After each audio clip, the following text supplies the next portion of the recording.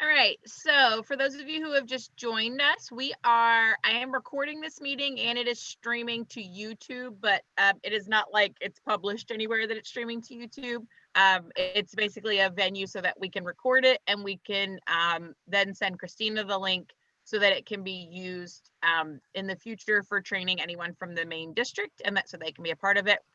So just keeping in mind that anything that we discuss is on a virtual link that can be shared to anyone that has anything to do with main district NYI quizzing. Always helpful to notice, to say up front. All right, so this is the standard training for virtual quizzing. What I'm gonna do is I'm gonna go through the virtual quizzing document, but in really like bite-sized chunks, and break it down into 3 categories: the quizzer, the coach, and the officials, and what their responsibilities are at each of those levels. If you have a question at any time, feel free to jump in, ask your question. There will be some audience participation at the end. We will practice what we have learned through our own little virtual quiz.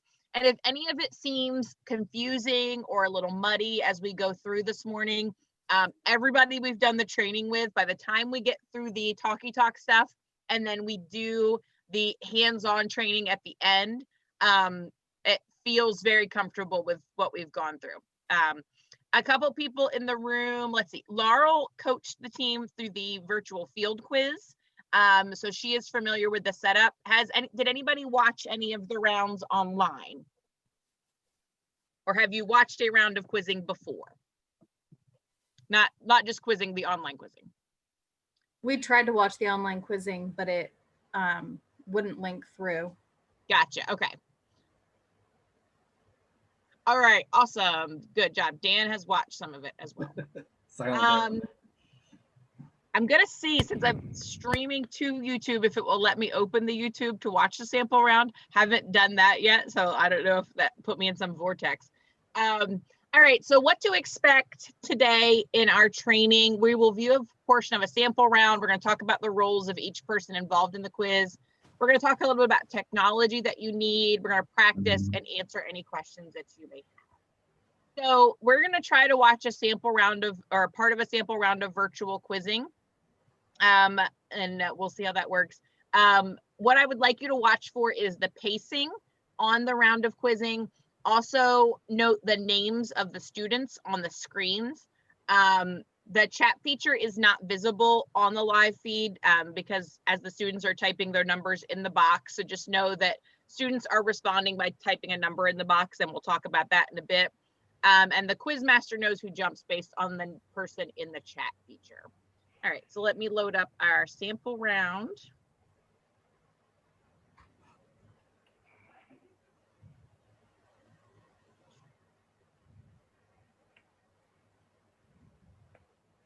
Oh, I cannot minimize Zoom when I am recording. All right, thanks, Zoom. That's trouble. All right, so we are not going to watch the sample round today since I'm recording the meeting. Can't do that. All right, the only thing would be, Jeremy, if you could load up a sample round and show it from your end and share your screen. What do you think about that? And he's muted and might be, oh, there he is. Do you think you'd be able to share a round from your screen? Oh, you're muted. Yeah, let me try and pull that up. Okay. I didn't think about that as a complicating factor because I can't minimize while I'm streaming. Yep. And I don't have my browser tab open, so.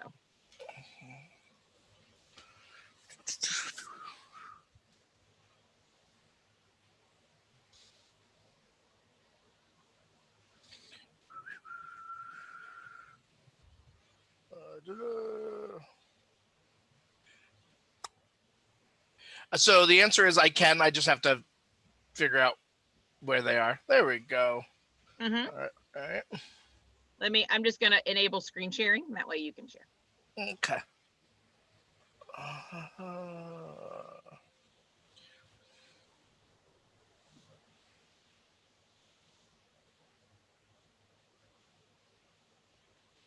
So it's preparing that. So just give me one more additional second. While we're doing that, would one of our captains please like to start our question? Are we supposed to be seeing this? Not yet. I heard something. He's just queuing it up. Do I have to look at Jeremy to see this? No, it'll show for yeah. It'll show for everybody. It'll share on the screen just like what I was sharing was on the whole screen. Yeah. Okay.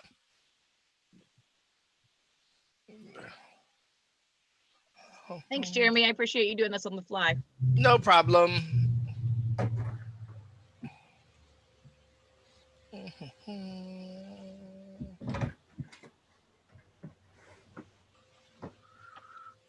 All right, you should now see some quizzers. Yes. Yes.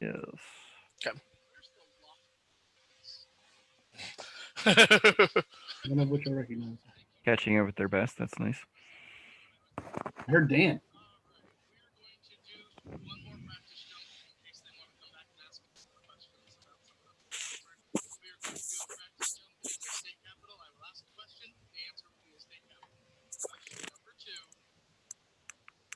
The sound is really Low.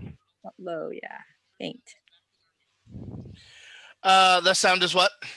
Very Low. Let me see if I can turn that up and skip over this portion of this where we're dealing with Trisha. Volume.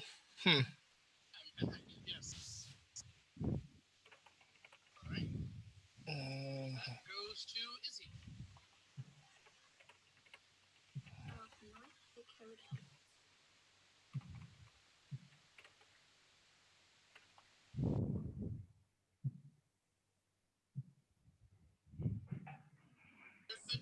Let me know if this is better. It's actually muted now.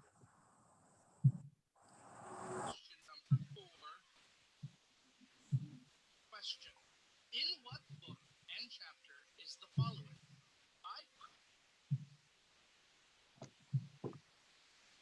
You can kind of hear the question, but barely.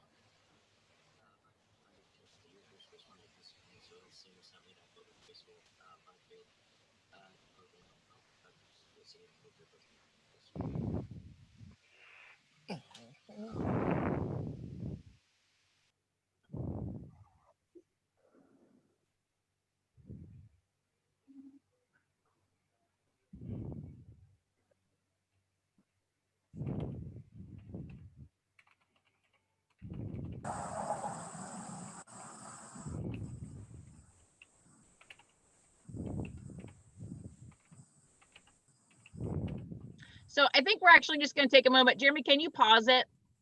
Because the audio is so low. I think we're just going to take a minute. I don't know if it's like that when I play it or not, but it No, it was the thing, remember, when I was like, I don't know if this is going to work, and yours works fine and mine works terribly. Gotcha. Okay. Well, a couple things that we can just look at Jeremy's screen. So on the screen, you see Jeremy as the Quizmaster.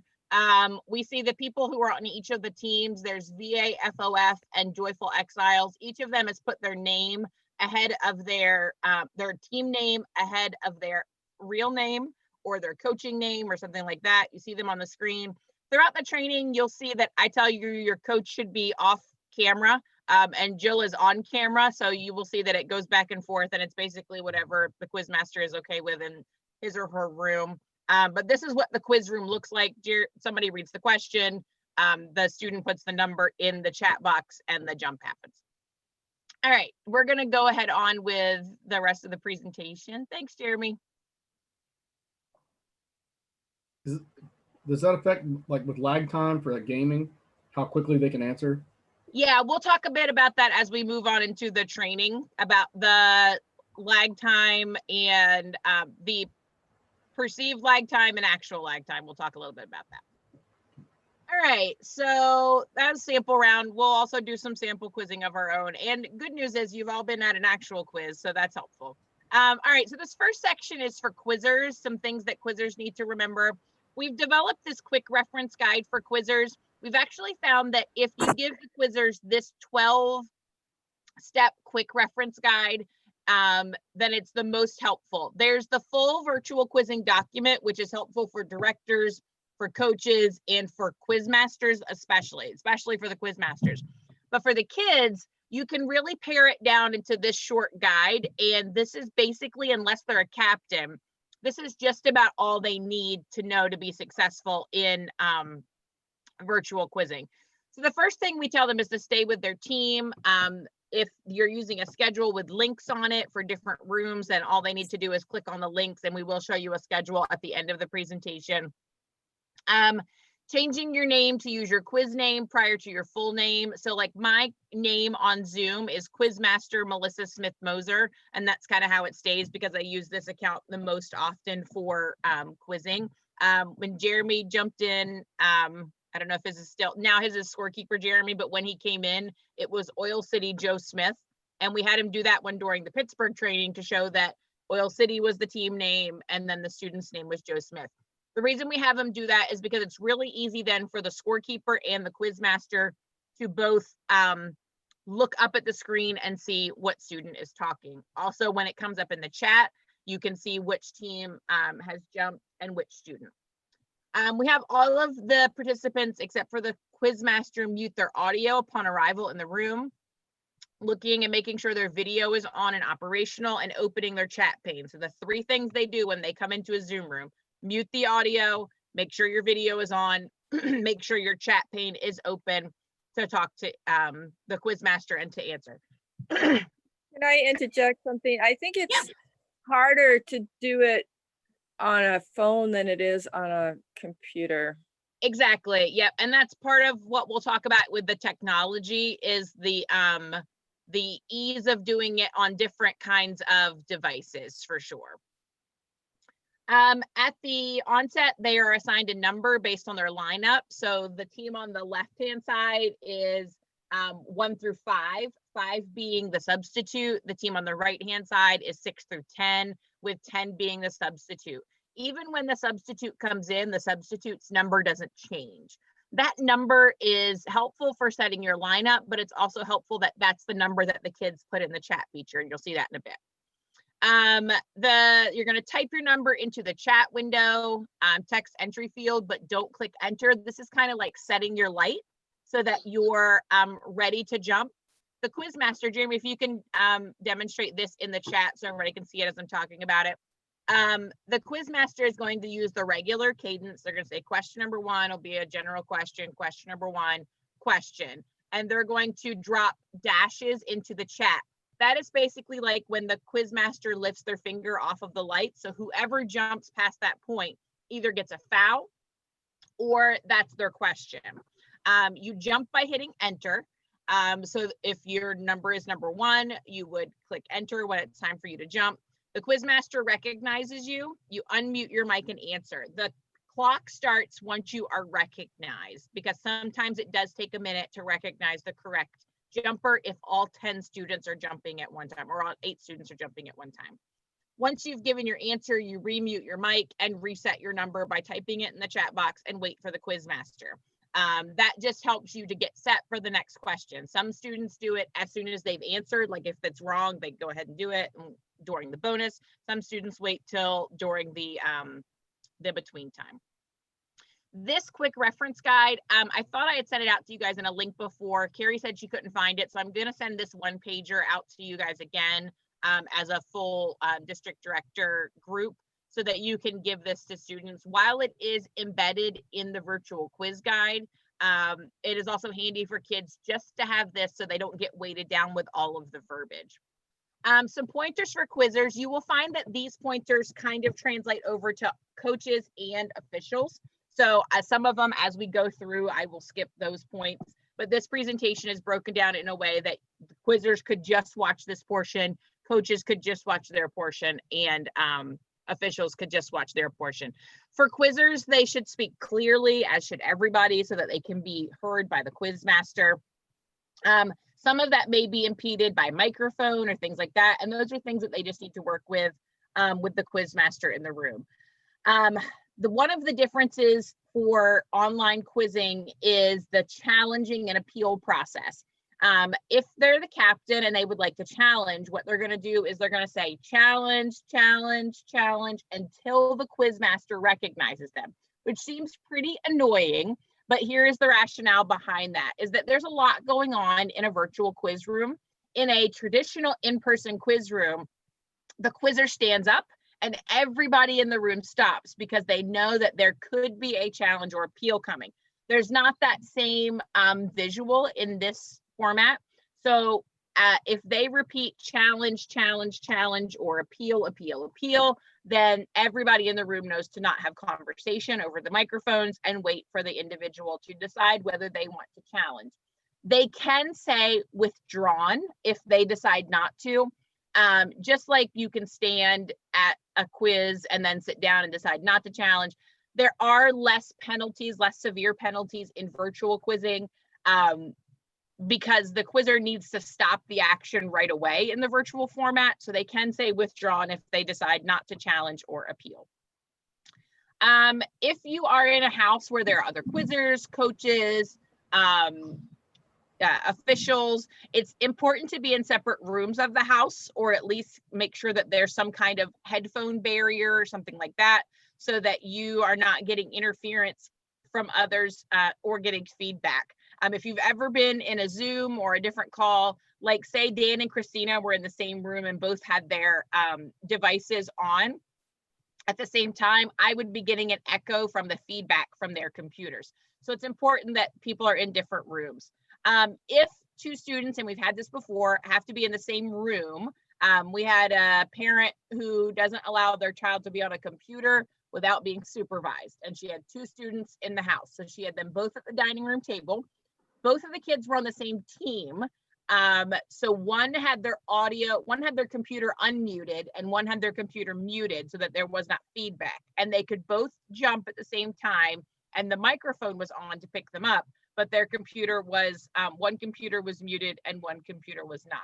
So it's a little complicated, but we made it work.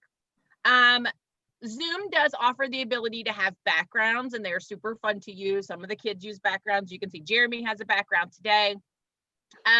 Just making sure with the kids, if you notice it, if making sure they can be seen. Sometimes you fall in and out of a background depending on what the background is behind that, and then making sure it's appropriate and not distracting. I'm a huge fan of teams coming up with cohesive backgrounds. We had one for the field quiz that came up with a background for their whole team, and that was super cute.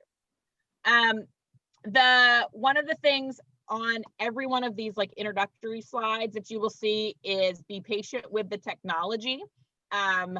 If the technology fails for a student, they just re-enter the room and the Quizmaster and coach take care of getting them back into the round. One of the things that is different in virtual quizzing than in in-person quizzing. Let's say you have student A, B, C, and D are on the seats and student E, or let's call them, actually we should call them by numbers. So 1, 2, 3, and 4 are on the seats, 5 is your substitute. Student 2, their technology fails and they're booted out of the Zoom room and maybe they have to restart their device and come back in. Student 5 can come in as a substitute without calling a timeout. It is no fault of that student that their technology failed and they dropped out, so the substitute can come in. However, once student 2 gets their technology back under control, then they re-enter the room and the coach does have to take a timeout to get that student back onto the seats. Obviously, in your own district quizzes, you can work it however you would like to. You don't have any of these rules, just like the general Nazarene quiz rules. Anything that you decide to tweak, you can totally tweak. Just know that if you are in a tournament that's a multi-district tournament, or if we had to do the field quiz as a virtual quiz again this year, which hopefully we won't, then you will see that these are like the standard rules, just like the Nazarene rules are standard rules. And then if you notice you're getting a lag, if the students notice they're getting a lag, turning the camera off really helps with the connection. You'll notice sometimes that students' voices kind of stretch and they'll be like, Genesis 1:1. And so when you hear that, you just want to say, hey, why don't you try turning your camera off? And 9 times out of 10, their voice is going to come right back in a regular tone and speed. The camera really does wonders for fixing that, because the bulk of what any lag and things that you're experiencing is camera related. Any questions on the tips for quizzers?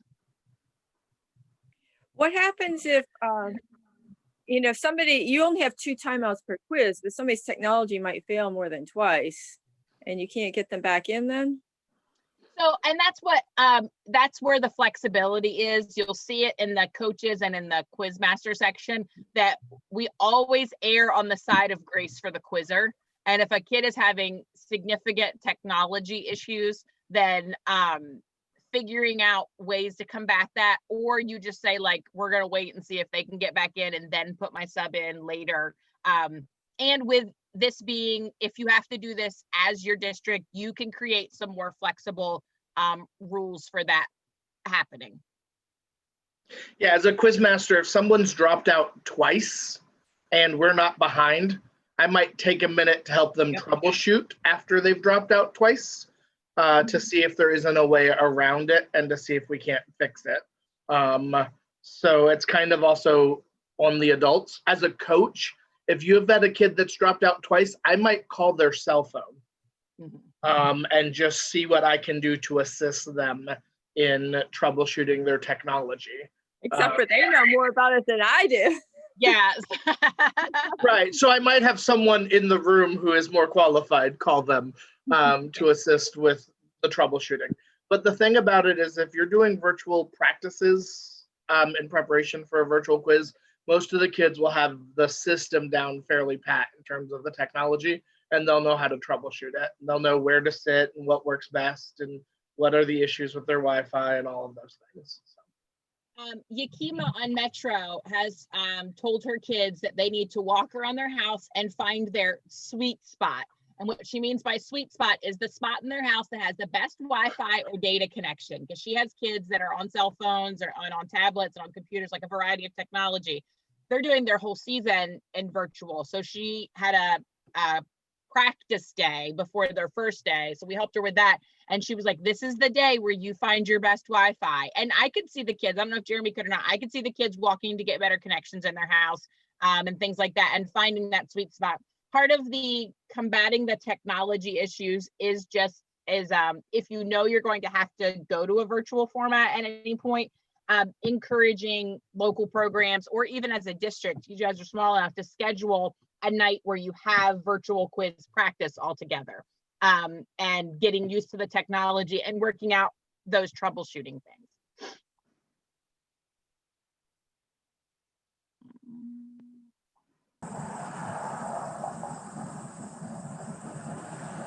I saw, was there something in the chat? No, that was just Jeremy. Okay.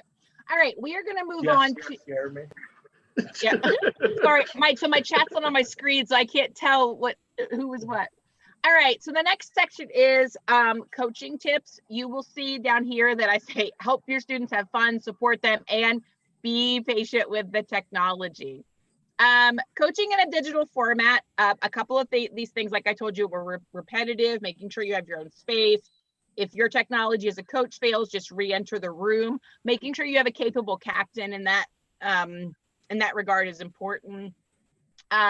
Coaches should always have their cameras off, except for during timeouts. That way it does not clutter the screen, and it helps the Quizmaster be able to just see the students, and the students have less distraction.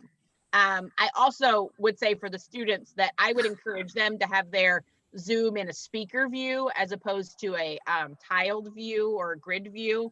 And that way they just see the Quizmaster speaking. Timeouts in a digital format are a little bit different.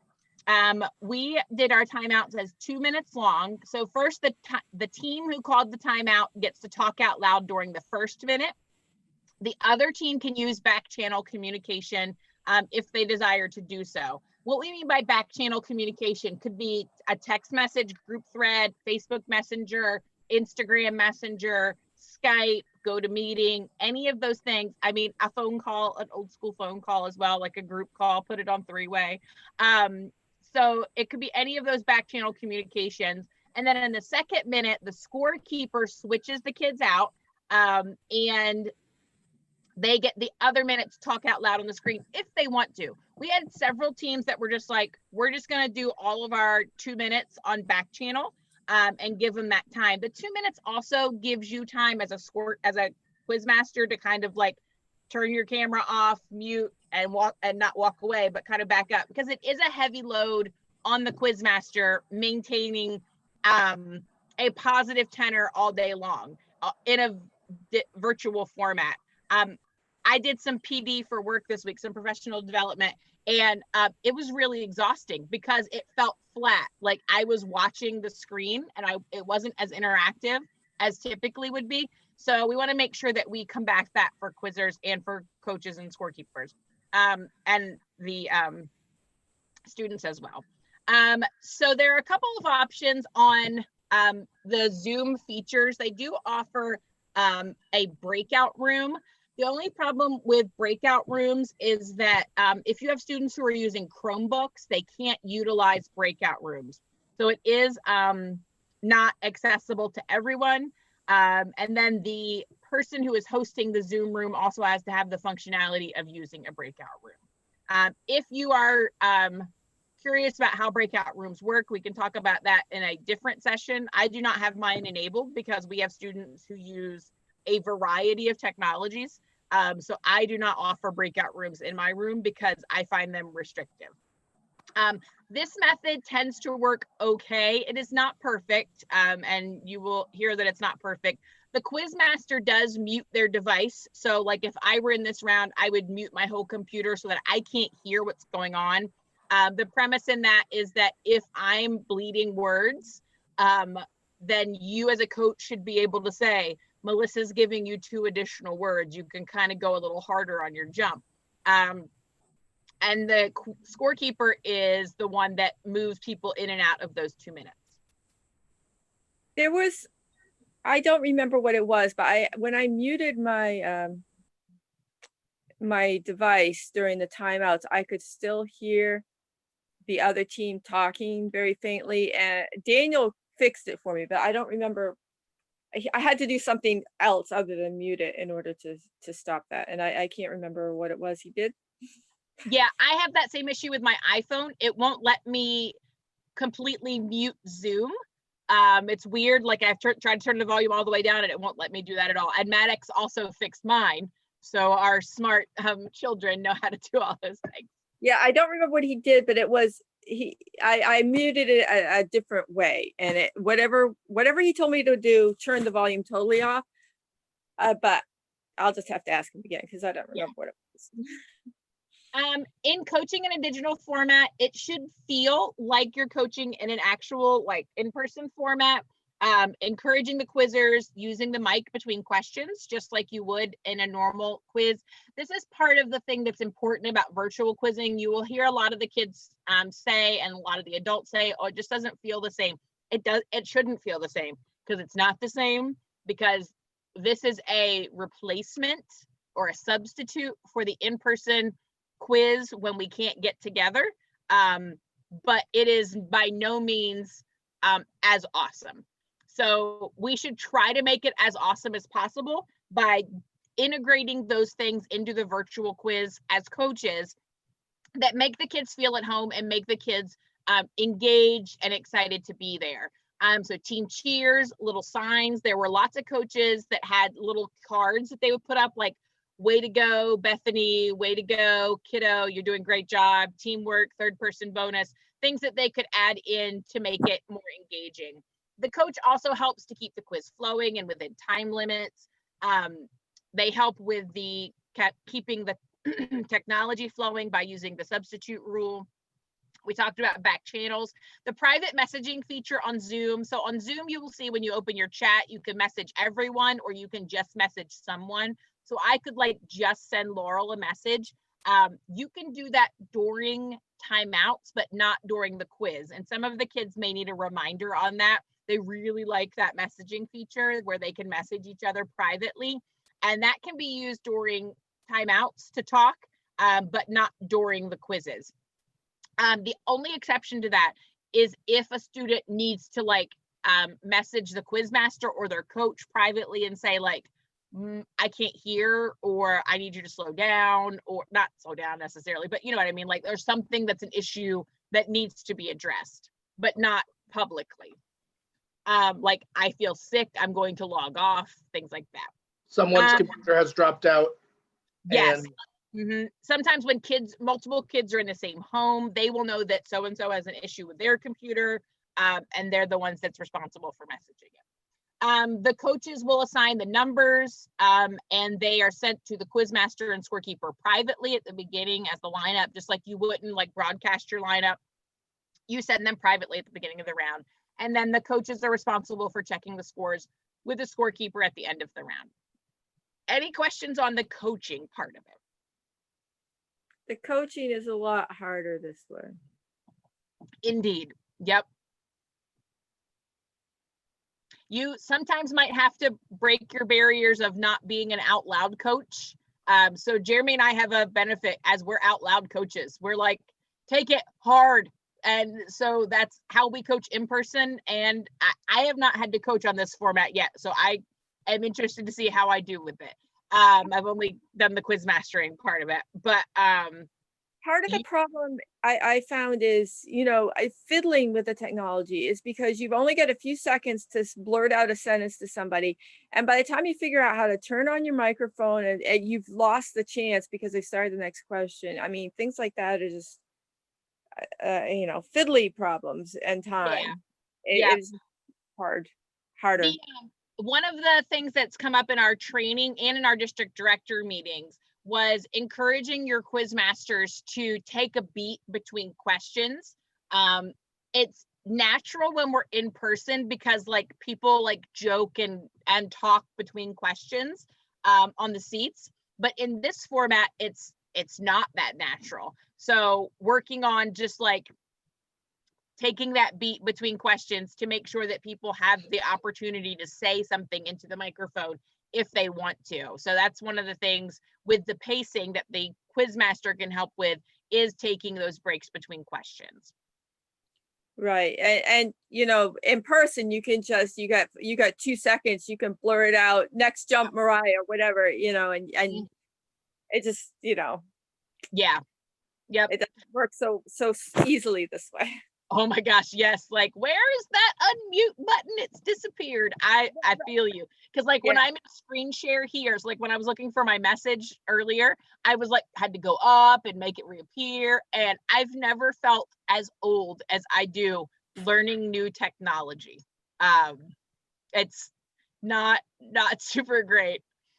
The good news from the kids' standpoint is in all of our uncomfortableness with some of these things, most of the kids know exactly what they're doing, and the interface is exactly where they expect it to be. And they could mute, unmute, do a little dance, the hokey pokey, send a message, and be ready for the next question.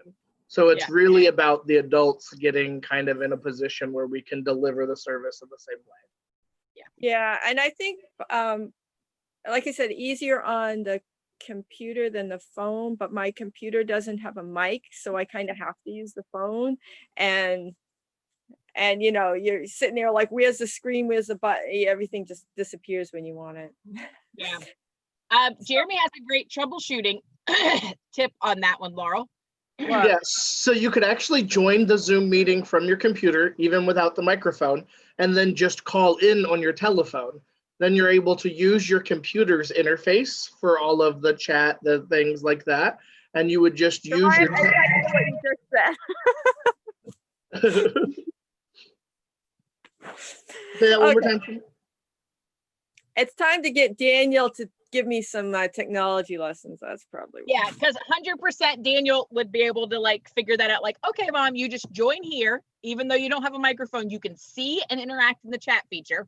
And then if you join with just your audio on your phone, either through a phone call or just the audio in the Zoom feature on your phone, you would then just have to listen on your phone, and you could do all of the other things in the chat on your computer. Yep. Oh, okay. Yeah. Yep. So it's like dueling devices, but we've had kids like from Metro who had to, because their technology with their signal was not super strong. So they did that with, they were on a telephone, like a landline, on one, and then they had it open so they could see the Quizmaster on a second device. And it worked out well for them. It just takes a little bit of like troubleshooting to see what is the best option. Which is why everyone should practice before you go into a real quiz environment, because the troubleshooting cannot happen in the beginning of the quiz. Let's take 45 minutes for me to figure out how to turn my mic on.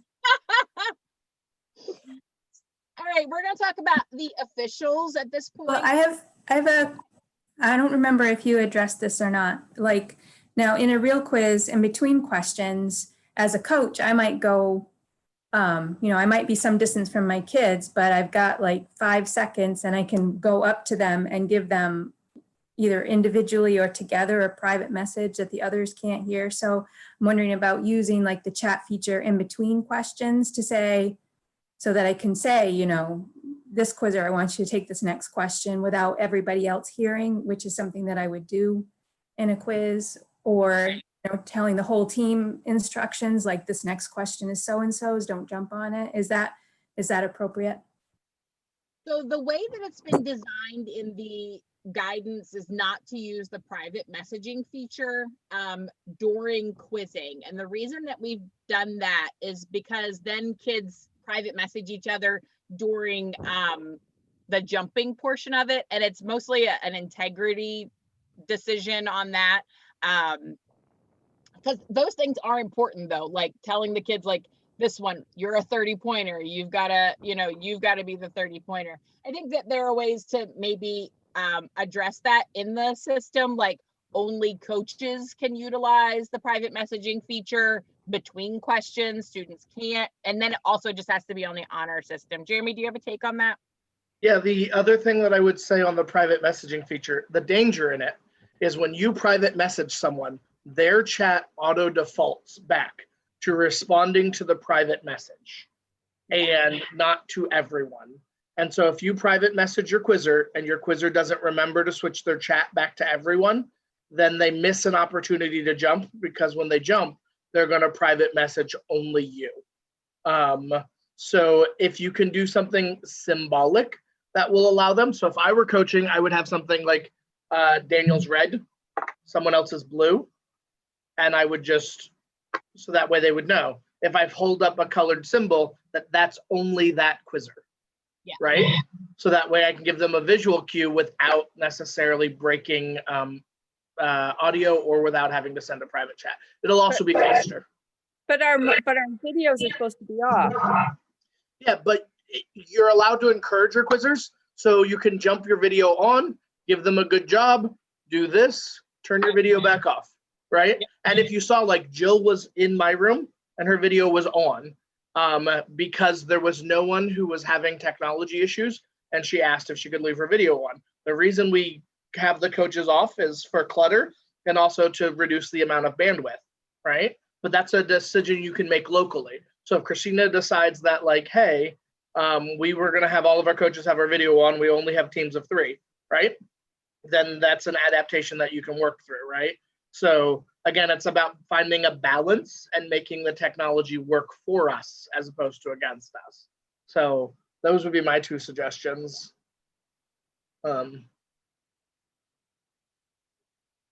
Yep. You can also use the whole group chat in the same way. Red. Yep. Just type red in and there you go. Everyone sees it, but they don't know what it means. James Moots uses cards, like with different like superheroes and such on it. Tell his kids when to jump. Because he also keeps his camera on, doesn't he? If allowed, he keeps his camera on. Yep. And a lot of the rooms that had stronger bandwidth, coaches kept their camera on. If they had a less strong room, cameras off. Some of the coaches just felt better with their cameras off. So, but again, decisions you can make locally for sure. All right, the role of the Quizmaster in the quiz. This is just repetitive stuff about the technology. The Quizmaster's camera stays on at all times. You can turn your camera off between rounds when people are entering and exiting. Also during timeouts, if you've got your device muted and you're on mute for 2 minutes, you know, turn your camera off, take a drink, go to the bathroom. If you're a super quick bathroom person, and head back. During the timeouts, the Quizmaster mutes their device speakers. So the scorekeeper keeps the time, switches the teams, and watches the chat. The scorekeeper, we'll talk about that in a minute, but they move people between the 2 minutes, both orally through the speakers and through the chat, because people should have their device muted. This is one of the most important things with the Quizmaster's role where the technology is concerned. I've said it over and over and over again with the virtual format. Have to give grace to the quizzer. If you don't feel 100% certain on what the quizzer said, ask them to repeat it, freeze the timer, whatever you need to do. If a student is unsure of the last word that you said and they say, can you confirm that you said who did what? Then you can say, yes, that is what I said. Or you can just say, I said blah, blah, blah. This is what I gave you, because like I mark my page, so I'm 100% certain all the time of what I gave them. Always erring on the side of grace to the student without being like giving things away, right? So we're erring on side of the grace to the student. If their voice in my room, if their voice ever stretches out, like I showed earlier, I will always say, like, can you turn your camera off, say your answer again? I'm going to have the scorekeeper pause the timer or restart the timer, and we're going to give that a go again. On more than one occasion, I have had a student re-quote a memory verse, either because I want to be sure I heard it wrong or be sure I heard it right. Most often I have them re-quote because I want to be sure I heard it wrong. That way, to make sure that there wasn't something that I missed in there. So Zoom is pushing out a couple of things. Starting in September, they have pushed it back and pushed it back and pushed it back. But if you have a new Zoom account or an existing Zoom account, you will have to either use a password or a waiting room feature. I choose to use the waiting room feature and not a password. The waiting room is what you guys all dumped into today as you came, and then I see your name and then I admit you to the room. This helps you see who's coming. It also has those people wait until the next round. Jeremy can't have a waiting room, right? Yeah, so he has a password, but no waiting room because his is through his job. And so it's just a little bit of a different format. It doesn't seem to trip anybody up. So just making the waiting room, though, is super helpful if you have the ability to do that. I will message the waiting room sometimes because there's also a feature where you can message your waiting room. If my round is running late or if a schedule changes happen, you can message everybody in the waiting room and say, like, we will be starting in 5 minutes. Sorry for the delay. And they can either stay there or they can dump out and come back in 5 minutes. Couple of things on spectators. We put this in here from the field quiz because the field quiz was a no spectator zone because we did stream on both Facebook and YouTube. So there were opportunities for people to watch the quizzes online. We have said several times in these trainings, if a parent wants to watch their kids quiz, sit in the room with them and watch them quiz on their device. There's a way that they can watch the quiz being in the same room, especially if a student is using a computer. They can basically see everything that they would be able to see online. You guys can decide however you want to about spectators, if that's an issue for you, and in your groups. Quizmasters are provided sets from the district director. The sets, Christina, for virtual quizzing should all be unique so that there's not any confusion. So maybe if you would use, identical sets in rooms at an in-person quiz, for a virtual quiz, you should just print as many sets as you will need rounds and then give them out in a certain order with a couple of extras on the back. I've been giving everybody 2 to 3 additional sets on the back because there's just not time for them to contact me and say, like, oh, I misread this set, or this set was goofy, so I restarted a new set, or so that they can just pull an additional set and use it without having to say, Melissa, I know those are their sets. The thing that you will have to do, Christina, with your Quizmasters is make sure that you tell them that not to distribute them. So after the quiz is done, make sure they delete the file from their computer. Since we would typically, the quiz rules are still the same, that we distribute paper sets, not digital sets, because there's only one copy of them. So we're going to stick with that and not distribute the digital district sets, because those can be then distributed far and wide. So we want to make sure that we maintain the integrity of the database. Now, if you print sets and put them in a envelope and mail them to your kids, that's your own business. But as far as distributing them digitally, we're just going to stick with the rules that we have. Rules of the Quizmaster, many of the rules are the same. In any instance where there's not a new virtual quizzing rule, the traditional quizzing rule applies. Questions are written in the same way, they're read in the same way. In this virtual format as designed, the Quizmaster makes the ruling on their own without consulting the scorekeeper. So the scorekeeper is purely a statistician, is not a content judge. That is even if you're in the same house with that person. This speeds up our rounds, as well as diminishes the need for back channel communication between a scorekeeper and a Quizmaster. So it does make the Quizmaster autonomous in their rulings. Some of the differences, you can ask kids to repeat answers if you have trouble or a glitch. Timeouts are 2 minutes. And then our rounds, we have timed out for 45 minutes. We did Metro's quiz last weekend with 30-minute rounds, and it worked great. I had some rounds that went 25, 28 minutes, but I had a lot of my rounds that were only about 20 minutes. And it's a difference in skill level for sure, but you can probably get your rounds done in 30 minutes if that's how you want to time out your rounds. For if you are going to a larger tournament like CIT will be online. If you participate in that, you can probably be assured those will still be 45-minute rounds. So I can't see a place where those can be 30 minutes. For the field quiz in the varsity division, those rounds were taking 30 to 45 minutes on the regs. The JV rounds, however, we were done in like 12. So differences, right? Like those kids are either right or they are wrong. And the varsity kids are somewhere in between. The scorekeeper, the camera is not on at any time for the scorekeeper. The scorekeeper literally could do this from their bed in their jammies all day long. You can stay muted or unmuted. If you're unmuted as a scorekeeper, you just need to make sure that there's no background noise or anything that's interfering. It is helpful to stay unmuted as the scorekeeper because you do call time quite a bit. The scorekeeper is responsible to keep the accurate score, as well as the timers. As a Quizmaster, I am more comfortable keeping my 5-second timer, as does Jeremy.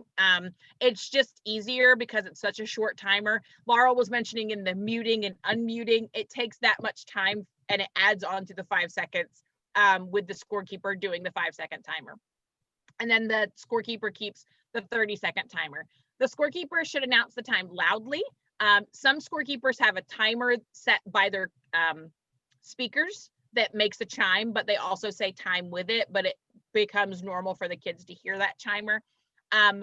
If your scorekeepers are in the same room, so we have had some scorekeepers and Quizmasters that work in the same room, and you just want to make sure that if that person is not directly in front of the microphone for the computer, that you re-announce the time. Maddox and I were working together this past weekend, and we were in this office, and he was sitting over here on the floor, and he's a very loud talker, and he said time, but it still couldn't be heard because he wasn't right in front of my microphone. The scorekeeper types the score in the chat and announces it at 5, 10, and 15, and then where needed in the last 5 questions. The reason we do that at 5 question intervals instead of like 10 like we would in person is because where there's distance between everybody, it's really important that the score maintains accuracy. The further back you have to go to find the error in the score, the more time it takes in these virtual rounds, because you can't say like, let me see your score sheet. And you could, but you could like hold it up and be like, what do you see there? What did you miss? And that's going to be very difficult. So the more frequently you check in on the score, the more accurate the score is going to be at the end. At the end of the round, the scorekeeper should make sure the coaches agree. The scorekeeper also supports the students and the Quizmaster in any way needed. And then again, that make sure that they're not the content judge. Your district would decide on a way that the scores would be reported. This is a sample cap sheet. For the field quiz, we used cap sheets that Theron, our statistician, came up with. It basically says the room and the round. You would put the team, and then you would put the number. So not like a 90 or an 80, you would put like a 4 and 2, 3 and 1, 1 and 0, for corrects and for errors. And then the team scores, and then the who won the round in case there was a tiebreaker. It's just an easy chunked way of putting the scores together. It also makes the scorekeeper and Quizmaster responsible for making sure that the score is 100% correct on the score sheets. And then they can report that. You can also have people take pictures and send you the score sheets if you want to do that. That is also a completely viable method if you want a record of the scores. You just kind of have to think about what's the easiest way for you and your scorekeeper. I will say that your scorekeeper's technology is also a factor when you are looking at what you want to do as far as reporting scores. So we had thought about using a shared Google document like Excel where people could dump their information in, but we had 1 or 2 scorekeepers that only had access to a cell phone. And so they couldn't have done that if they only had access to a cell phone. I think it's a good point for us to talk about the technology a little bit before we do our sample quiz. Melissa, I have a question. Yeah, go ahead. The scorekeeper, when you just report the number right and the number wrong, what happens when there's, you get -10 on a foul, for example, or something that's not, that affects their individual score, but it's not just the number right or wrong. Yeah, so that was one thing we hadn't built in because, the fouls, I hadn't really considered the fouls. And we didn't have any of those at the field quiz, obviously, or Theron would have said, what do I do with this? I would think that would be something that the scorekeeper could annotate on the cap sheet, that they lost 10 points for a foul. All right, or overruled second overruled yeah, challenge. Second overruled challenge, anything like that. Yeah, they could annotate that on the score sheet. Let's talk about technology for a moment before we move into a practice round. Technology, Laurel had talked about that it's easier to do on a computer than it is on a cell phone. The ways that we have seen it easiest to do Zoom is computer, number 1, cell phone, number 2, tablet, number 3. We typically have the most issues with people who are on tablets, which is weird, with their audio and their video and things like that. The cell phone offers 2 connectivity points. You can connect via Wi-Fi, but you also have a data point where you could connect if a student has access to data. We had a student who was on their home Wi-Fi at one point during the field quiz, and I said, do you happen to have data services on your phone that you can use? And the student was like, oh yeah, I have unlimited data, I'm fine. And I was like, switch over to your data, and suddenly his camera was crystal clear, his voice was crystal clear, so he had an option there.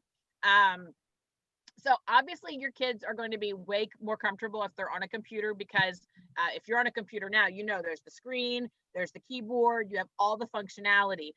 If you're on the cell phone, sometimes if you're in the chat, you can't see the Quizmaster, so it is difficult to do it on a cell phone. As adaptive as you can be, you have to basically assume when you're doing these when you're doing your quizzes virtually, that your kids have the lowest level of technology available, and design the quiz based on the fact that they have the least access to whatever. Because we talk about it in education, we talk about it in quizzing. Accessibility is key. The kids with more accessibility feel more confident in the system. The kids with lower accessibility feel less confident in the system. So that one of the things I will explain to you guys that we have to explain to the quizzers quite a bit is on the responses in the chat box window. So the way that the kids buzz in is by putting their number in the chat box and sending that chat. And you will hear from the kids like, my number came up first, so I don't understand how I wasn't the first one that got the jump, because in my chat box, my number was first. Well, how the Zoom technology works, and computers in general, apparently, is that any message sent from your device is going to come up in your device earlier in the thread. But basically, we talk about it like a softball. If you're just throwing a softball to yourself, you're definitely going to be the first one to catch it. If you're standing in a line with all of your friends and all of you throw the softball at about the same time, you're going to reach that point at about the same time if you have all the same strength and everything else, right?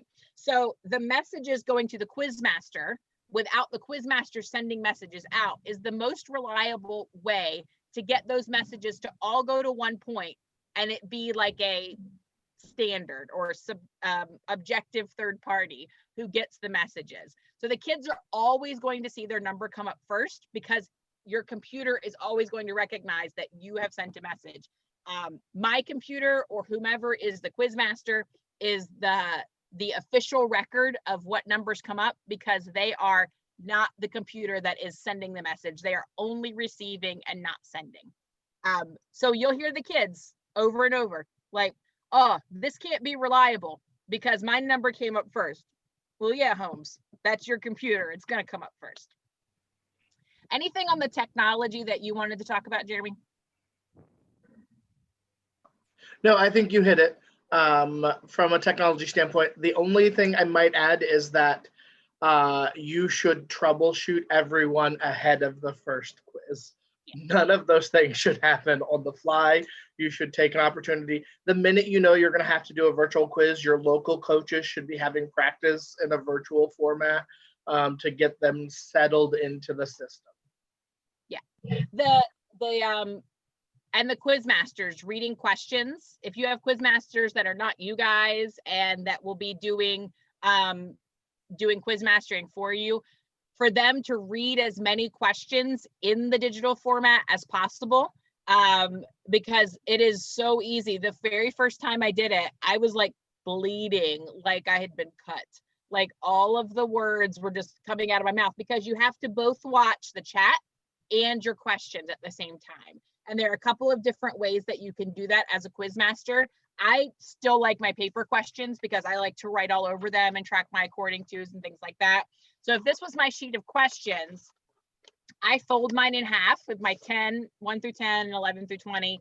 I pull my chat feature up and I make it huge, the whole size of my screen.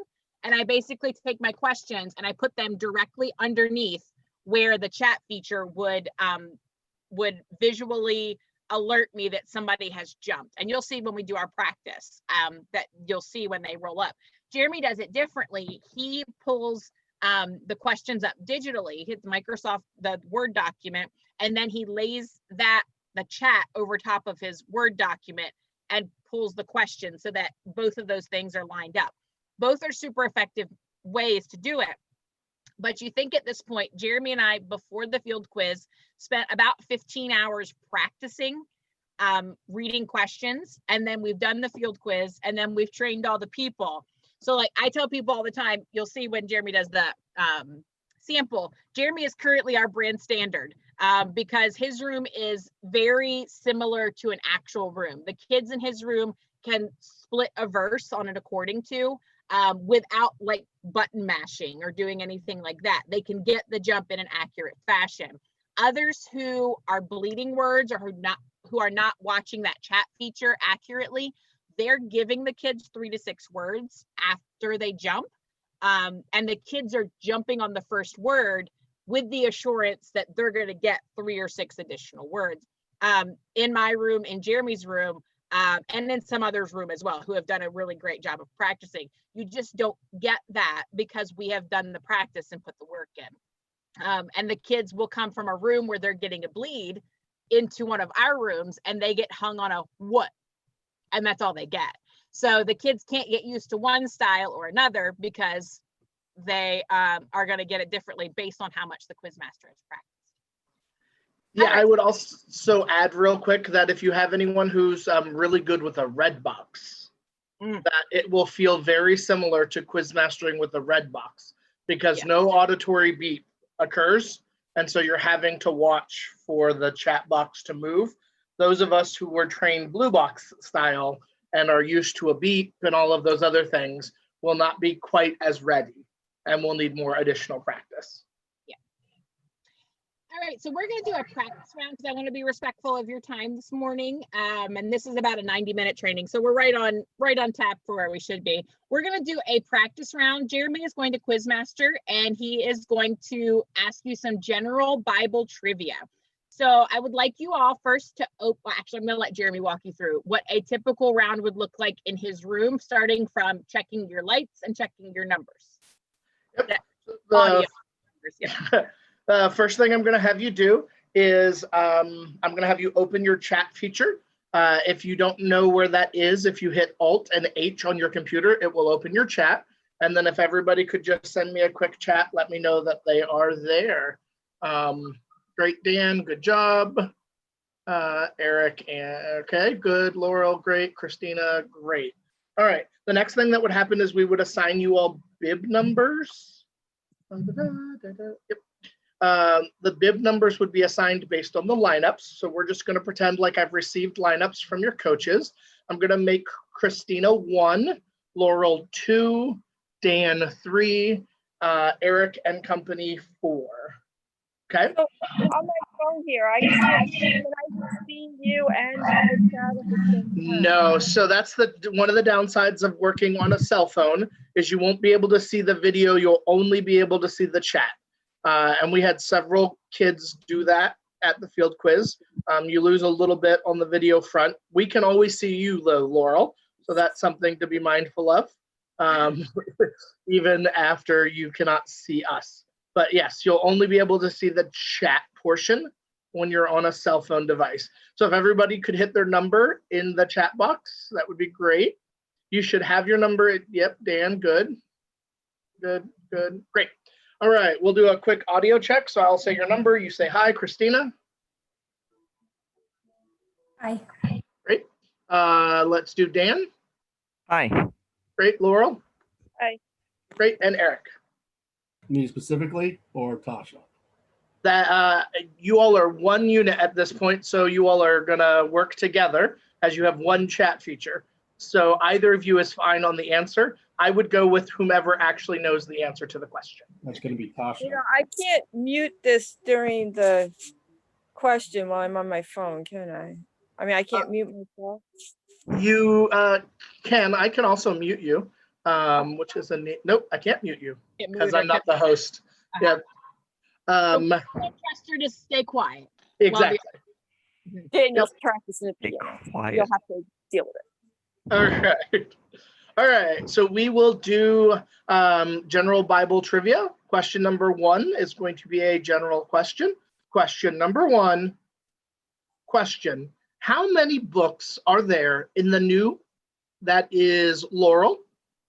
In the New Testament, 27. Good job, Laurel. All right. Question number 2. Question number 2 is going to be a general Bible question. Question number 2. Question. What is the common name given to the first 4 books?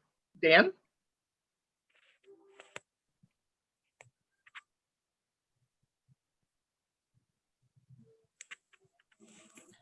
And Dan, just so you're aware, you're still muted. Thank you. Sorry.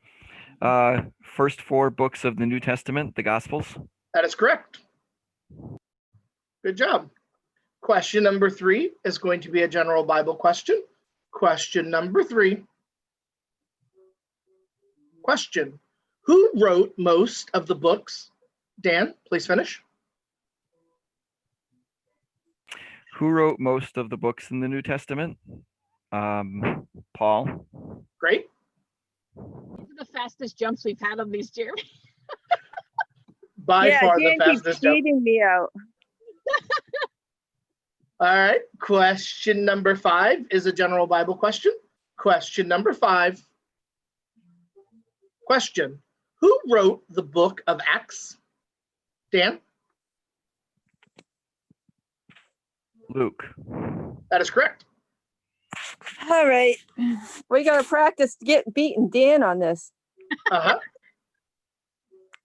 All right. And we'll do one more that is like Bible-y metrics, and we'll go to actual like knowledge questions. All right. So I think we're question number 6 is a general Bible question. Question number 6. Question. Which of, sorry, misread that. I'm going to throw that out. Start again. Question number 6 is a general Bible question. Question number 6. Question. Which book comes last in the New Testament? That is Laurel. In the New Testament, Revelation. That is correct. All right. Let's do some more like actual trivia questions. No Matthew questions. One of these might be from Matthew. You should do the genealogy. A record of the genealogy of Jesus Christ, the Son of. All right. Question number 1 will be a general Bible question. Question number 1. Question. Who was the mother of Jesus? Dan?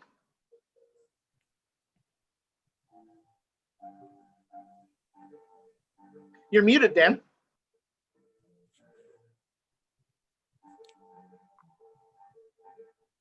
Sorry, I somehow closed everything. That would be Mary. Correct. Dan jumps fast, then he can't answer. Exactly. I could if I get the technology part right. All right. Question number 2 is a general Bible question. Question number 2. Question. Who did Jesus raise from the dead? Laurel? Who did Jesus raise from the dead? Is your question complete? Yes. Well, he raised himself from the dead. He raised Lazarus from the dead, and he raised the widow's son at Nain, and Jairus' daughter. Lazarus is the answer I'm looking for. Lazarus. I'd like to challenge.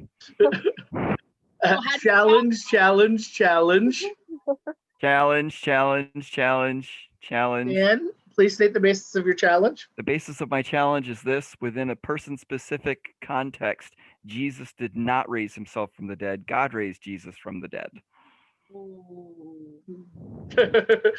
All right. Can I a rebuttal? Let's go for it. Rebuttal, Laurel. Jesus said, I have power to lay down my life and I have power to take it up again. This command I received from the Father. So, all right. Good job, guys. Raised himself from the dead. Not real. We went to Maine. Yeah, exactly. We'll do another practice question. Question number 3. You won the challenge or not? So I'm with Dan. No. I do like yours. He has the power to raise himself from the dead, but he didn't say he did it. I've got to get my cheat sheet on that one. All right. All right. Question number 3 will be a general Bible question. Question number 3. Question. Who baptized Jesus? Dan? John. That is correct. Baptist. All right. Question number 4 is a general Bible question. Question number 4. Question. Which apostle betrayed Dan? Which apostle betrayed Jesus? Judas Iscariot.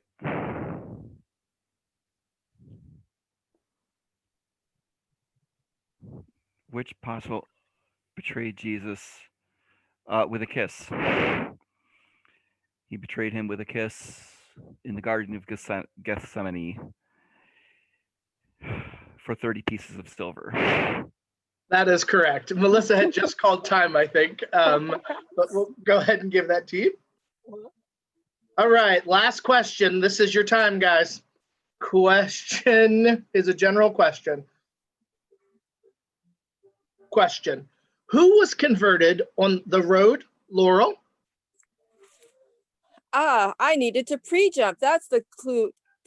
secret to getting ahead of Dan. On the road to Damascus, Saul. That is laid correct. down- Yes. Great job. Good job, guys. You can tell it's probably real fun when Dan and Laurel get together in person.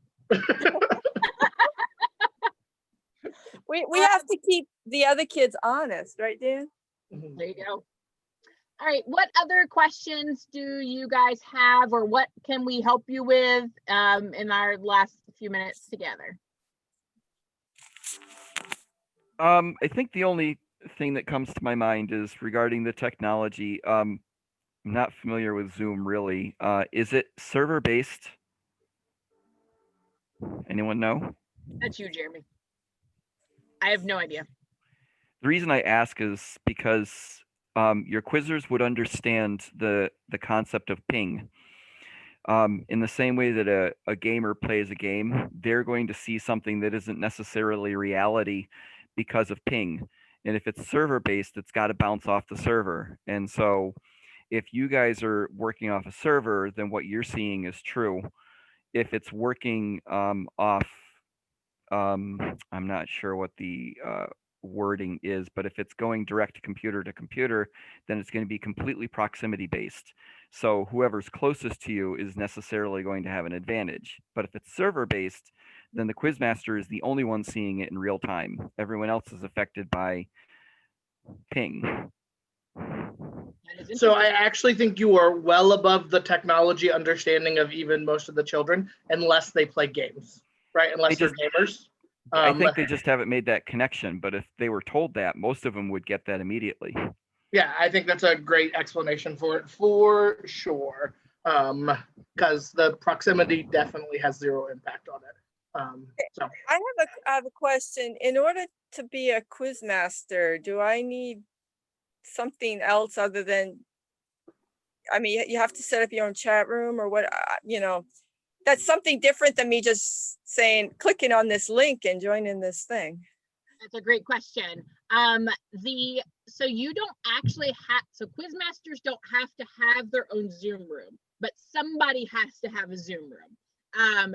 So like, for example, this is my Zoom room that I pay for, because I don't do just the free one. I have a subscription through Zoom for this room so that I can be on here as long as I want to be on here with somebody. The free ones, they'll kick you out after like 40 minutes or something like that.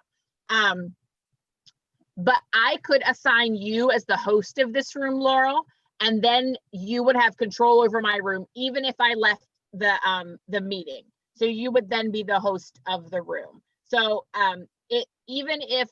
so let's say you have people in your district that have Zoom accounts through their workplace, but they don't really want to be a Quizmaster.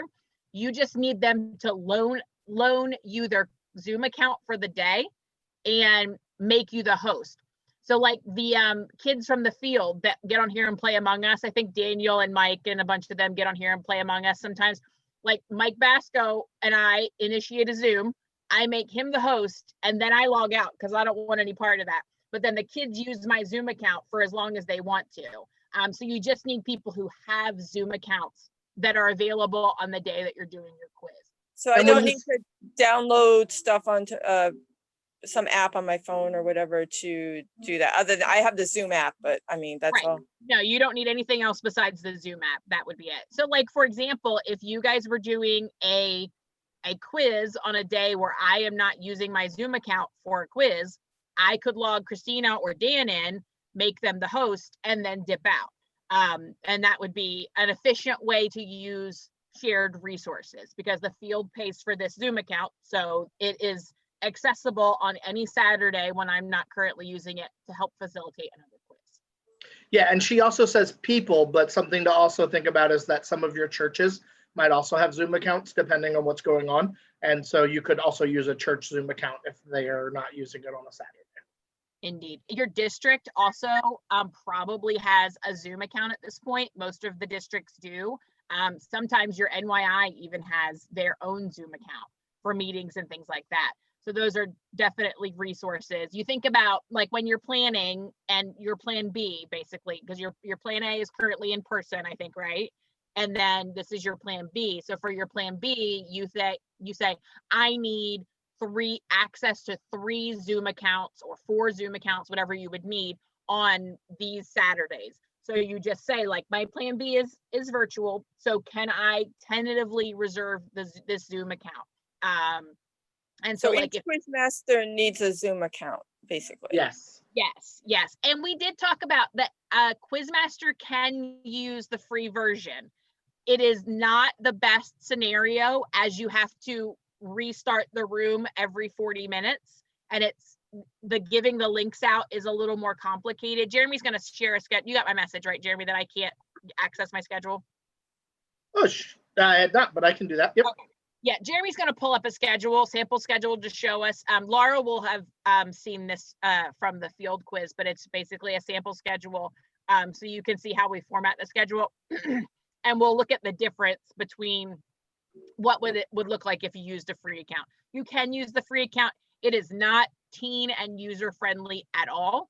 And using people who have paid Zoom accounts is the best way.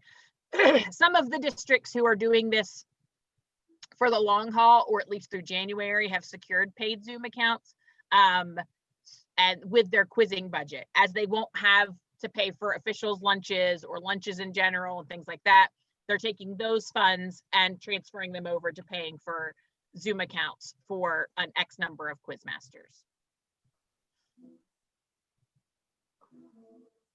Any other questions while Jeremy's pulling up the sample schedule?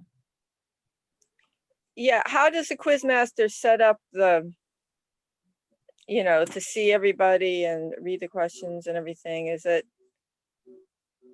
Yeah, so you just log in similar to the way you're logging in now, except for it will require a user ID and password usually, if you're using a Zoom account that is yours. So like when I log in to open my Zoom room, I literally just go to the Zoom website, log myself in, and click start meeting. Okay. Yeah, I have on my computer, I downloaded the Zoom app to my computer, which I feel is really helpful because it brings me up with a, I don't know what they call those, interface, so that I can do my scheduling and everything from an app screen. All right. So, yeah, this is the virtual field quiz schedule. And this is the one we used for the event in May. At the top of each one, each of the columns, you'll see that it's blue, and that Jeremy created a hyperlink. So the kids who had this schedule, either in this format with a shared link or using a PDF that we downloaded it to, each of those links was clickable. So like if you clicked on room 1, it would take you to Jeremy's Zoom room. Room 2 would take you to Blake's Zoom room, room 3, and so forth and so on. That is handy for the kids to be able to just click, especially if they're on their computer. The kids found it most handy if they were on a cell phone to use the numbers, because the Zoom app is very room number friendly. It stores all of the numbers in your app for you. So the kids would just put in the Zoom room number into their Zoom app, and then if they needed to put a password in, we did make all of the rooms that required passwords, we made them all standardized for the event. So the kids only had to memorize one password for all of the rooms. And then as you go through, we set the schedule up using times instead of round numbers, because where there's less communication, like you can't stand in the hallway and see if that room is done. You just come to the room at the designated time or a few minutes ahead of time to go into the round. So it's handy on the schedules if you're doing virtual quizzing to set it with time, and that way the kids can just mark when they go to the next room by times. Let's say that room number 2 was using a free Zoom account. So he would have to drop a new link in every one of those boxes for scheduled Zoom meetings at each of those times. So you see where the paid account is more user-friendly if you're using it on a consistent basis.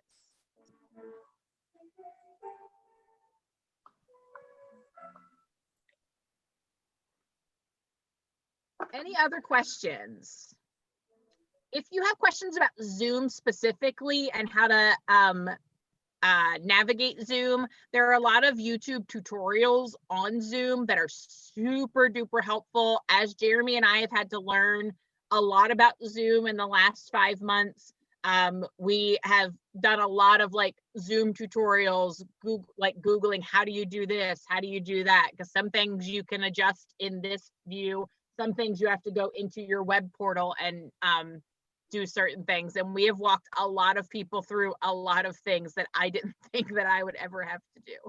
So, right, if you guys don't have any other questions, then I think that is what we have for today. I appreciate you guys taking time to learn this system. I know that it is, not like super awesome to think about having to go to doing quizzing in a virtual format, but I appreciate that just in the training that you have it in your mind that you are being cautious about health and safety, wanting to abide by the regulations set forth by your state and your churches, and that you're being mindful of others. It's a big thing when districts take that step. We now have, of our 7 quizzing districts, we have 6 of them who have been trained on the virtual system. That is super encouraging, that we do have this accessible up and down our field. Anything else on your end, Christina? I can't think of anything, but probably because I haven't implemented any of it yet. So Yeah, as you get it going, and if you need to get it going, as you get it going, I'm sure there will be things that come up, and never hesitate to reach out. Both of us are here, more available than ever, as we are both working from home. And I'm working from home until February, and Jeremy probably until January at this point. So our calendars are much lighter on the not being in the house these days. So if there's anything you ever need, or if you need a different voice or somebody to Quizmaster while you train the kids, reach out, schedule a time. We're happy to help in whatever way we can. all right. I also want to add that this is an opportunity for you guys and your kids, in that Maine has always been geographically isolated from the rest of the country, and your kids generally don't get to see a lot of others. CIT will be virtual. Tri-State, which is in Mount Vernon, which has traditionally been a pretty big tournament, has also said that they're going to be virtual. So this virtual quizzing really presents an opportunity to get your kids engaged. And even if you're doing in-person quizzes, Lori has opened all of her quizzes virtually to whomever wants to come. So your kids could quiz with New England on your off weekends when they're not meeting in person. There's an opportunity to really allow your kids to be quizzing people who are off district in a way that you all have never had before, and without it being ridiculously exhausting of driving to Bel Air and then wondering why the kids have a hard time doing well. Yeah. So just know that there's an opportunity here for your kids to be quizzing others, and I think you should take advantage of that, even if you're in person. Yeah, it will also help the kids on the social engagement side of things. Everybody at this point is like COVID fatigue. We all have that, and keeping these kids socially engaged and positive is super important these days. And I think too, even if we do in-person quizzes, if there's a possibility, which I assume there is, of regionals having to be this way, we need the kids to get used to being able to do it. Indeed. Yep. And we will know more about that in the second half of the quiz season. I expect that we'll know probably by January or February what field quiz will look like. Currently we're planning for it in person, but there are all kinds of different hurdles as we move towards it that we've never had to encounter before. So all right, guys. Well, we appreciate your time today, and thank you. I'm going to go ahead and